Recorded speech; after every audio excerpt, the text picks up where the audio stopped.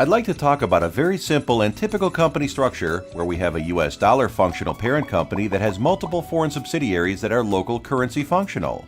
Typically, what we see is there's some sort of intercompany relationship where these entities bill back and forth between each other.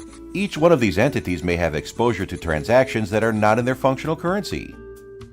For example, a Euro functional entity may be procuring goods from an Australian supplier. A Sterling functional entity may be procuring products from a Canadian-based supplier, and the Sterling functional subsidiary may be selling to a Euro-based customer in euros. This is typical complexity for a large US-based multinational corporation. This often results in a wide variety of currency pair exposures, some of which will include the US dollar, but many of them will include currencies where neither of the pair will be the US dollar. What many companies do is only hedge the US dollar-based exposures and ignore the cross-currency exposures. It turns out that it's usually more effective to take the non-dollar crosses and break them into their two US dollar-based components. For example, a Euro-Aussie exposure can be broken down to a Euro-US dollar component and a US dollar-Aussie component.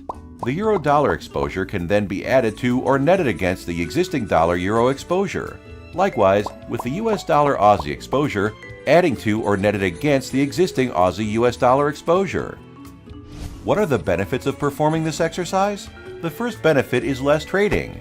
There's a certain amount of operational cost associated with every trade, so doing fewer external trades is certainly preferable. Not only are the number of trades reduced, but if there are significant netting benefits, you'll likely be trading a lower total notional amount, resulting in reduced counterparty risk as well as reduced spread paid to the banks. Many cross-currency trades aren't particularly liquid, and the trading spreads paid would reflect your bank counterparty having to do two US dollar-based trades to get rid of the exposure on their end. So trading lower notional amounts in the most liquid currency pairs can reduce overall trading costs for your company substantially. The way that the AtlasFX triangulation tool works is that you first navigate to tools.atlasfx.com and click on the Get Started button. You then enter your currency pairs and exposures.